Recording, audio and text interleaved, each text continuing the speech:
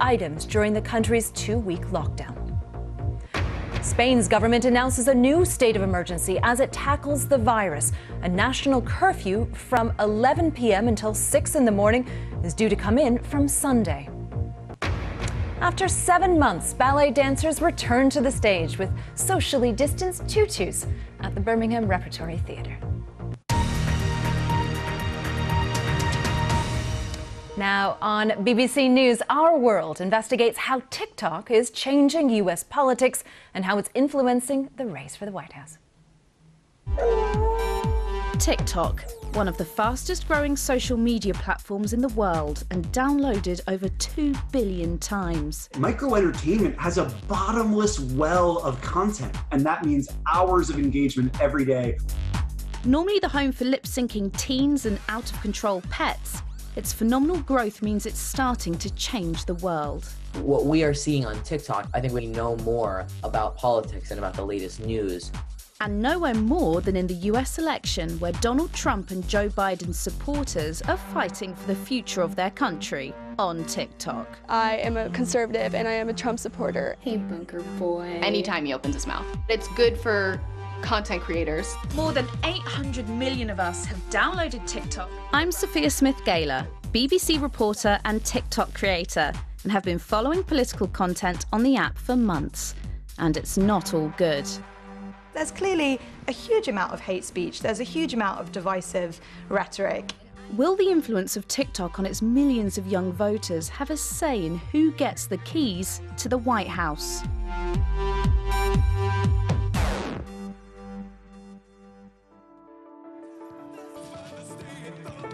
With polling day less than 2 weeks away, the 2020 US presidential election is racing to the finish line.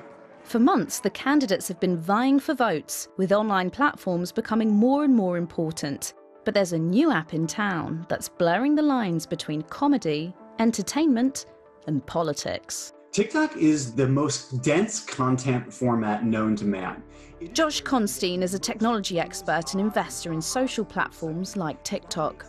Content density is the measure of how many oohs, ahs, and ha-has per second are contained in a piece of content. And this is how addictive it feels, how quickly it gets to the point. TikTok videos last from a few seconds to 1 minute.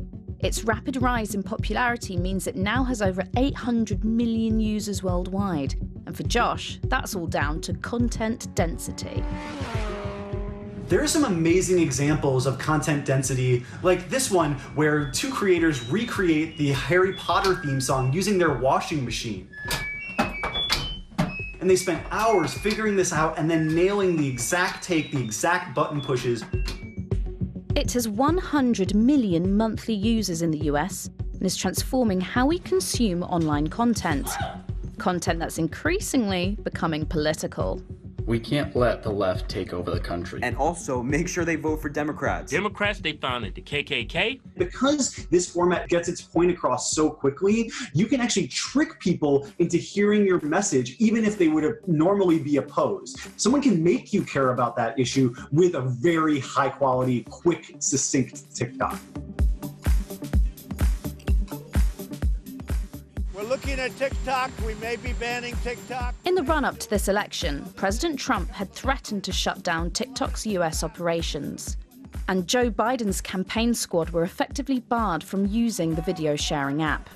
But this hasn't stopped their fans using it. Hey, my name's Zoe and I am your average teenage TikTok addict. As someone who is voting in this upcoming election as a first-time voter, I definitely think that politics on social media platforms, and especially on TikTok, can be very influential.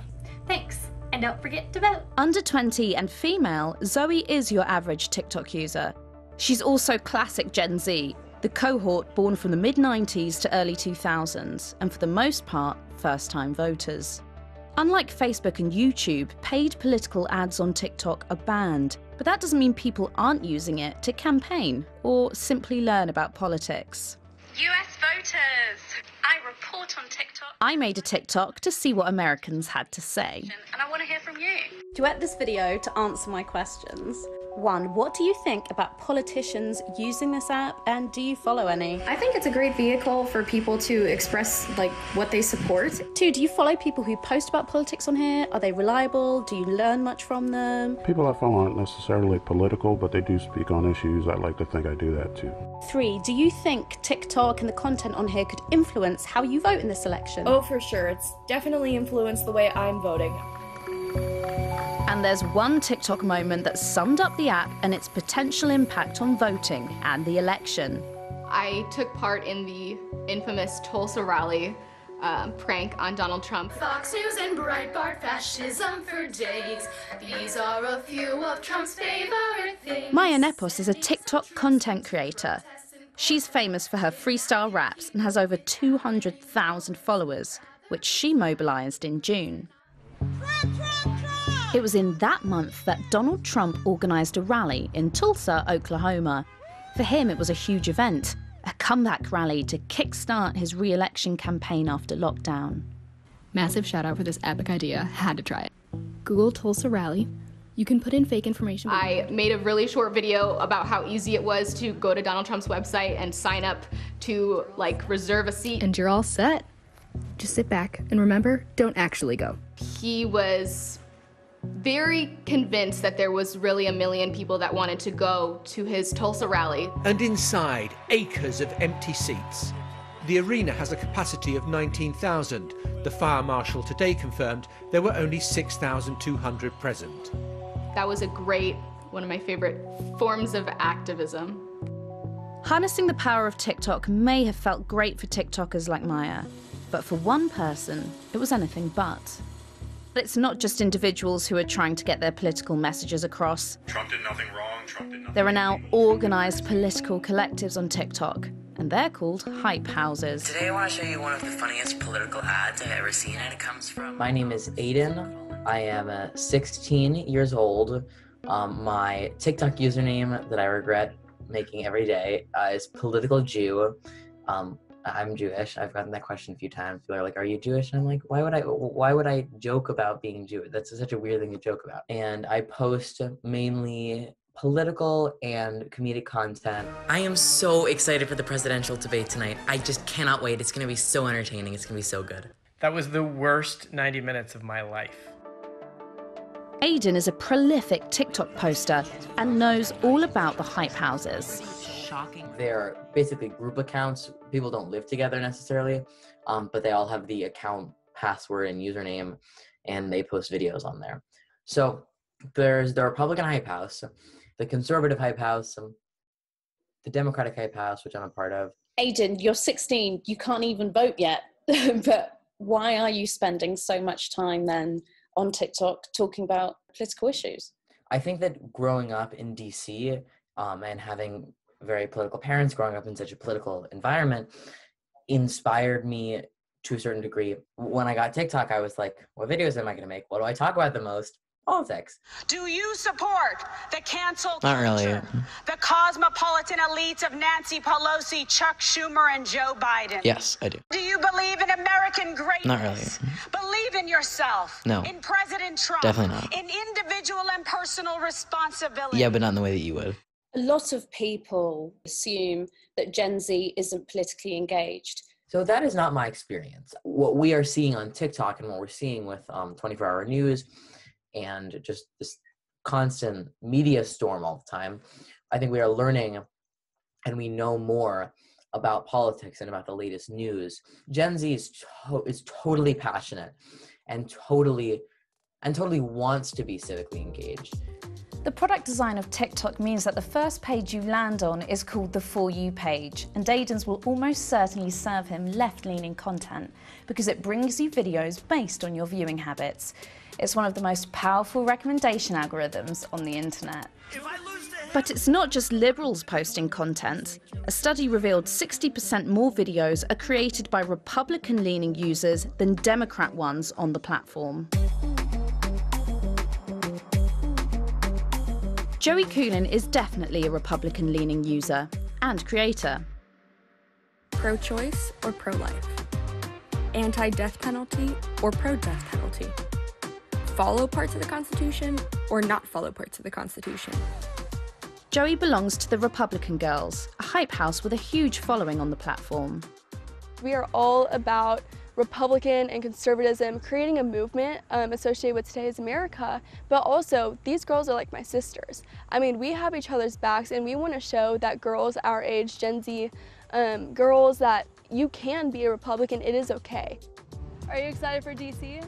I'm super excited for DC. Could you talk us through the growth of Republican Girls and where you're at now? So whenever I first joined Republican Girls, we had around 40.5K followers.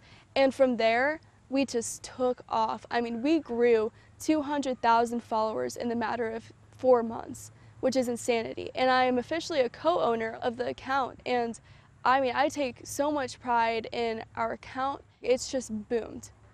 Good morning, my neighbors! Hey, you!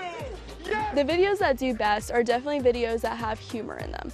TikTok is a safe space for people that want to just take a break from reality and see humorous, fun videos. So we really try to incorporate humor in all of them so we can get that full 15 seconds, full 60 seconds, so it counts for that view, but also it gives out the message that we're trying to display to our viewer. Go home to mommy. Go home. Bye. Go home to mommy. A number of voter registration initiatives have been partnering with content creators to persuade more young people to register to vote. Hey, Benedict Donald. So we're kicking you out in 86 days. Ain't no doubt. Maya collaborates with one of these initiatives. Got my snacks lunches packed ready for the attack. 86 days left till we 86 you. Talk the Vote is a TikTok account that creates content persuading Gen Z to register to vote. Now let's all vote and help him brighten up our starless night. I don't know specifically how many people like Gen Z that I've like registered to vote, but I know that, like 8,000 people have clicked the link in my bio that takes them to register to vote. So speaking to Gen Z where they are is probably the best way to get them engaged in politics and just getting them registered to vote. Tomorrow is the first presidential debate. Maya's success with her politically charged videos has not gone unnoticed by some big hitters on the campaign trail who want to use her online presence to garner more votes. I've been working with Big Tent Creative for about a month. They're a group that was created by several upper-level leaders for different Democratic primary campaigns. They sponsored one of my posts to inform Gen Z why they should get registered to vote. I don't want to make everything political, but we have to vote. They want to pay me to post them, so that's awesome. Some people might be surprised that content creators are paid to do some of these videos.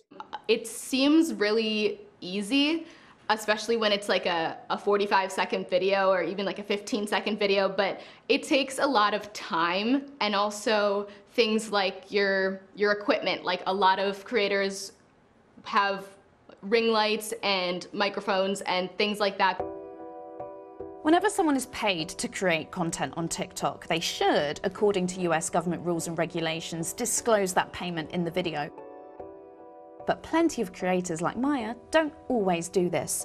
The problem is, if you promote or attack a political candidate in the same video, it might quickly be construed as a political ad, and TikTok completely bans these. TikTok were made aware of some of these videos on its platform, and they have since been removed. But what about the politicians themselves? Are they able to keep on side with TikTok? Well, deep in suburban Minnesota, there's a savvy incumbent who's showing that politicians can play by the rules and be down with the kids. So, small vibe, right? All right, cross arms this time. State Senator Matt Little is a rarity. A politician who's fully embraced the site, promoting himself, not his party.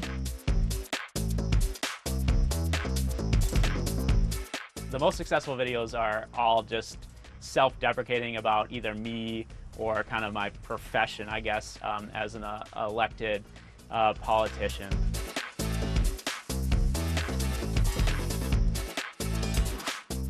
So our most successful video by far is a video of another senator comes into my office.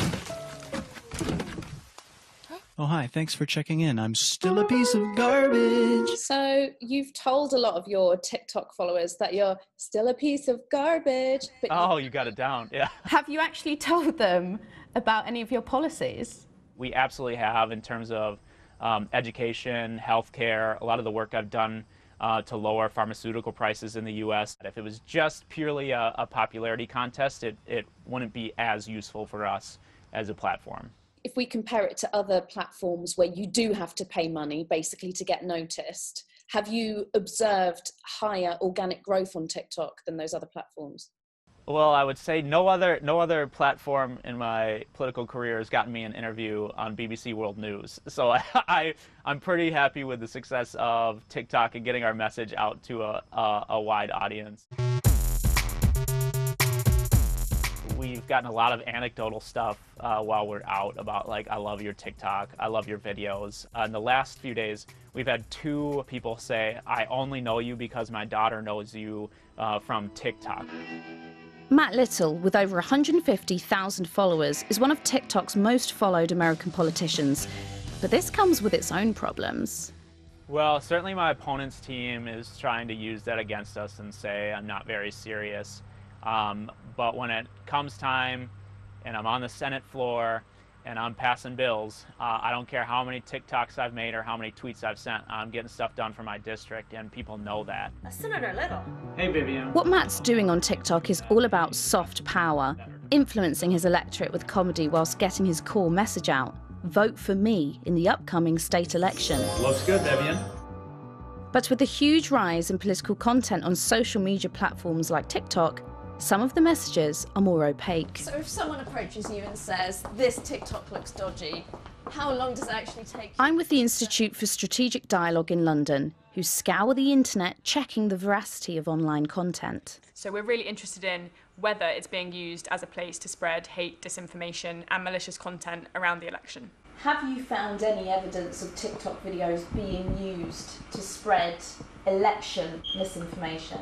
A huge amount, and the reality is that you don't have to dig around to find it. So one example, which is the very first video that comes up if you do a blanket search for #VoteByMail on TikTok. 2020 is an extremely important year, and I can tell you, as I come from South Africa, which is a communist country, the top recommendation under that hashtag is from a South African-born American citizen. And after they've taken everything, then they start to come for your land. So your freedoms will be gone. So it's hugely divisive, very scaremongering. Let's not vote by mail, because that is a huge piece of fraud. TikTok are facing a very similar set of challenges to all of the other tech platforms over the last few years. They're just facing them a lot more quickly as they've entered this space just before the election in November, really. It's really an issue of enforcement, and there isn't yet a sense that TikTok have got any way further ahead of the curve than the other platforms in terms of how they're dealing with that problem. This is a promise. This video has now been taken down, but that's a drop in the ocean given the sheer number of videos like this still on the site. And it's not just misinformation that's got the ISD worried. What are the main conspiracy theories that are being spread on TikTok regarding the election? What we've seen here is a lot of conversations around the potential for fraud via mail-in ballots. We've also seen COVID-19 conspiracies kind of bleed over into political discussions on the app. I mean, one Hype House account put out a video 2 days ago in which they said they can't wait for COVID-19 to disappear after November the 3rd. And they kind of left it hanging there, and the logical leap that people in the comments made was that COVID-19 has been used and misused and manipulated by the Democrats to bash and criticize President Trump, and that after November the 3rd, it's going to simply disappear. This is a video that was uploaded 2 days ago, and it has, at my last count, 440,000 views, which are, you know, more than some news organizations would ever hope for in some of their content. This video was posted by the Republican Girls Hype House. What does Joey, who runs the account, think about misinformation on the Republican Girls' videos? So with misinformation, it's very hit or miss, and this is whenever conservative censorship really takes place. You know, if someone puts out something with a source that is wrong, we take that down immediately. If something's even remotely wrong, we take it down immediately. If something's debunked by fact checkers and we check to see if it's actually wrong and it's not, then that's a red flag on the app's behalf. Just to clarify, you're saying that if you think one of the Republican girls has posted something wrong, you take it down if you realize it's wrong? Yes, absolutely. The last thing we want to do is spread misinformation. So what is TikTok doing to police their site? Eric Han is TikTok's head of safety in the US. Our strategy has always been the same, which is detect, triage, prevent. I think one thing that we always recognize as well is we're always going to try to get to 100% as quickly as we can, but also recognize that, hey, if we're 99.9% correct, that 0.1% could lead to many mistakes. So that's the environment that we live in, and that's what we're fighting against. It's not actually been very long that you've been able to report a TikTok video for misinformation. Why did that take so long to implement? We also recognize that we're a 2-year-old company, but to your point, we're seen as a 10-year-old brand, right? I saw a tweet once that said, TikTok is speed walking through everything the rest of these social platforms had 10 to 15 years to go through, right? So that includes our transparency reports, that includes making sure our reporting functions are there. And I think if you were to compare us to our peers, and if you look at the whole landscape, there have been times and situations where I think we've caught things faster. So for example, a Nancy Pelosi video that was manipulated to make her look like she was inebriated. And then he had a press conference in the Rose Garden with all this. That's something that we caught really, really quickly and did not reach more than 4 digits in video views. Whereas in other platforms, and it's easily discoverable, racked up millions and millions of views. So I think there are going to be wins like that, and there are going to be times where it's going to be much harder to catch information like that. As the 2020 presidential race enters its final phase, the volume of TikTok election videos has intensified, and the hype houses are now really pushing out their messages. Do you think that TikTok is going to sway the election? Absolutely. A lot of younger people who may have not been as engaged in politics are more engaged now because of TikTok. I don't think that Republican Girls itself will sway the election, whether Donald Trump will win or lose. I do believe that more people will register to vote. I do believe that more people will go out and vote Trump because of our influence. I do think TikTok is going to make a difference in this election. If you're someone who's registered to vote and on November 2nd, or even on November 3rd, you see on your For You page, today's election day, you're going to be like, oh my God, today's election day, I got to go vote.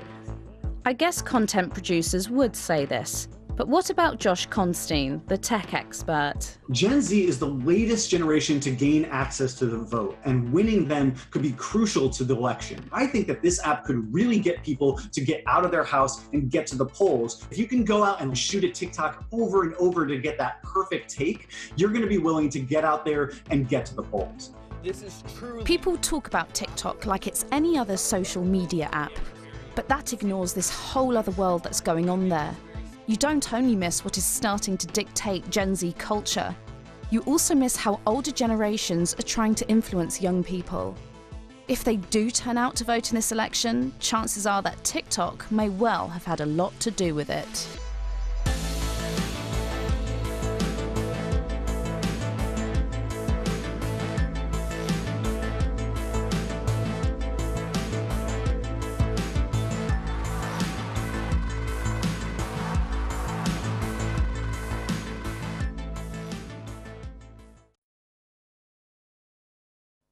Hello, good evening. I'm sure you don't need me to tell you it's been a very wet weekend across many parts of the UK. Quite a blustery weekend as well. On the satellite picture, you can see this swirl of cloud, the area of low pressure that's brought the rain and the strong winds this weekend. Now, behind me, there's another area of cloud. This is Hurricane Epsilon, which is drifting its way northwards. It won't be a hurricane as it moves its way towards our shores, but it will be an extremely deep area of low pressure. The centre of the low with the strongest winds will stay away to the northwest, but this is just going to continue to drive some very unsettled weather through the coming days. It will be windy. There'll be some heavy rain at times, but not all the time. Rough seas across western parts particularly. Signs that it will turn a little milder later in the week, particularly down towards the south. So through this evening and tonight, then we continue to see showers, some heavy, some thundery, blown in on a brisk breeze. The showers most plentiful across the west. Further east, more in the way of dry weather, some clear spells, and that's where we'll see the lowest of the temperatures, maybe down to 2 or 3 degrees in some spots. And then for tomorrow, again, we'll have some spells of sunshine, but just like today, there'll be some heavy, thundery showers around. These tending to migrate eastwards through the day, so the chance of showers across eastern Scotland, eastern England will increase, whereas for Northern Ireland, parts of Wales, the southwest, we'll see fewer showers as we go through the afternoon. More spells of sunshine. Quite windy towards the south, lighter winds developing further north. It will be a fairly cool day, though, with highs between 10 and 14 degrees. Now, as we move through Monday night, this area of low pressure will start to clear away. Briefly, see this little bump in the isobars? That's a little ridge of high pressure, so that's going to settle things down for a time. Could make it quite a chilly start to Tuesday morning, but that more settled spell is very, very brief. You can see this next weather system pushing in from the west on Tuesday. Some heavy rain with that. Northern Scotland holding on to some brightness. Another windy day, highs of 10 to 14 degrees. And it stays very unsettled as we head through the middle part of the week. This big, deep area of low pressure still sitting up to the northwest. This will be the engine room of our weather. It'll be driving strong winds and heavy downpours right across the UK, but it will start to turn a bit milder for the end of the week.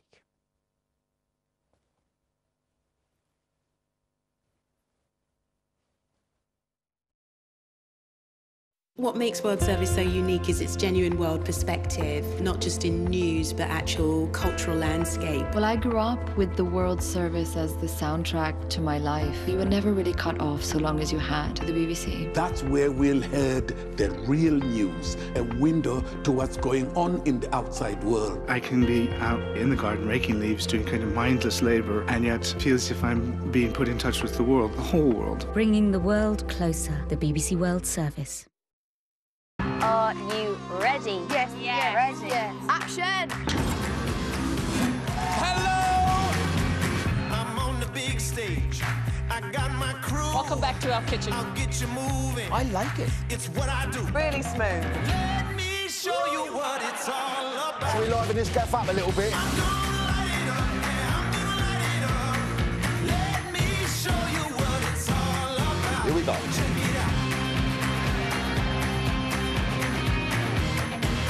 Welcome to BBC One, everybody. Bringing the joy this autumn on BBC One and iPlayer. Cinemas may be having a tough time, but films are still being released, both in theatres and to stream. Whatever your taste, I'll keep you up to date on what you can enjoy, both in the cinema and at home, in The Film Review on BBC iPlayer.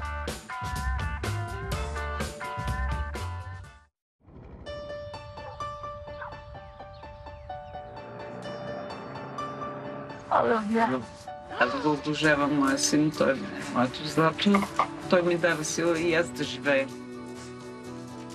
طيب عم بتصل بيك مشان الشغاله المحطوط على الانترنت هناك. When I come in quick, I look like an orphan, like a slave. نحن برويكن نحن برفكري ويكن خاصة فكري ويتنا بكن. La balance, el encuentro de disparos de todos los frentes, tanto de allá como de acá. Sería muy prudente que no firmáramos más. Our World is a unique series of films on the BBC, offering personal insights into global events. You walk on a day like today, it's a holiday today, and people are here, looking in the beach, in a way, for a hope. Our World, stories that speak for themselves. I believe that the kitchen can be both a sanctuary and a pleasure palace, and that's something I am more than happy to celebrate repeatedly. So gorgeous. This is what cooking is all about. Brand new Nigella's Cook, Eat, Repeat. Coming soon to BBC Two and iPlayer.